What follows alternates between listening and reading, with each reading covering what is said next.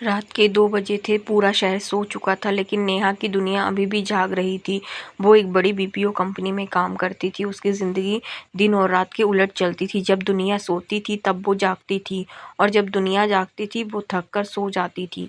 नेहा एक छोटे से शहर से आई थी, बड़े सपनों के साथ। घर की आर्थिक स्थिति ठीक नहीं थी। पिता बीमार रहते थे और माँ सिलाई करके घर चलाती थी। नेहा ही थी जो पूरे परिवार की उम्मीद थी। Hello, this is Neha from customer support. हर रात वही आवाज़, वही स्क्रिप्ट, वही मुस्कान जो सिर्फ आवाज़ में होती थी, चेहरे पर नहीं। कॉल्स आती जाती रहती थी, कभी गुस्से में ग्राहक, कभी परेशान, कभी अकेले, लेकिन एक कॉल थी जो उसकी ज़िंदगी बदलने वाली थी। एक दिन रात को करीब 3 बजे फ़ोन बजा। Hello, this is Neha. दूसरी तरफ एक धीमी टूटी हुई आवाज़ थी। हेलो, क्या आप मेरी मदद कर सकती हैं? नेहा ने सोचा कोई टेक्निकल इशू होगा, लेकिन वो कॉल अलग थी। वो आदमी राघव किसी समस्या से नहीं, अकेलेपन से जूझ रहा था। उसने कहा, मेरे पास कोई नहीं है, मैं बस किसी से बात करना चाहता हूँ।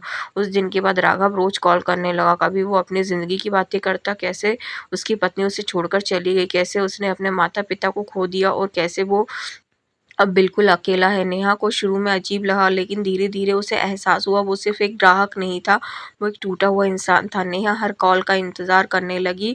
उसकी आवाज़ में एक सुकून था, जैसे कोई अपना हो, लेकिन बीपीओ के नियम सख्त थे, पर्सनल कनेक्शन अलाउड नहीं है। नेहा जानती थी कि ये गलत है, लेकिन दिल को कौन समझाए। उस दिन राघव की आवाज़ बहुत अलग थी। नेहा, आज शायद मेरी आखिरी कॉल हो। नेहा घबरा गई। ऐसा क्यों कह रहे हो? राघव बोला, मैं थक गया हूँ ज़िंदगी से, अकेलेपन से। नेहा की आंखों में आंसू आ गए, लेकिन वो अपनी आवाज़ संभालते हुए बोली, नहीं, आप ऐसा कुछ नहीं करेंगे, मैं हूं ना सच सामना। नेहा ने उसी रात सारी हिम्मत जुटाई और कंपनी के नियम तोड़कर राघव का पता निकाल लिया।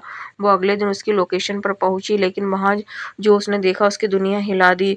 दरवाज़ा खुला था, अंदर सन्नाटा था, और एक चिट्ठी थी। चिट्ठी में लिखा था, नेहा, तुम्हारी आवाज़ ने मुझे जीने की वजह दी, लेकिन शायद मैं बहुत देर से मिला। तुमसे माफ़ करना, तुम हमेशा मुस्कुराती रहना। नेहा के हाथ काँप रहे थे।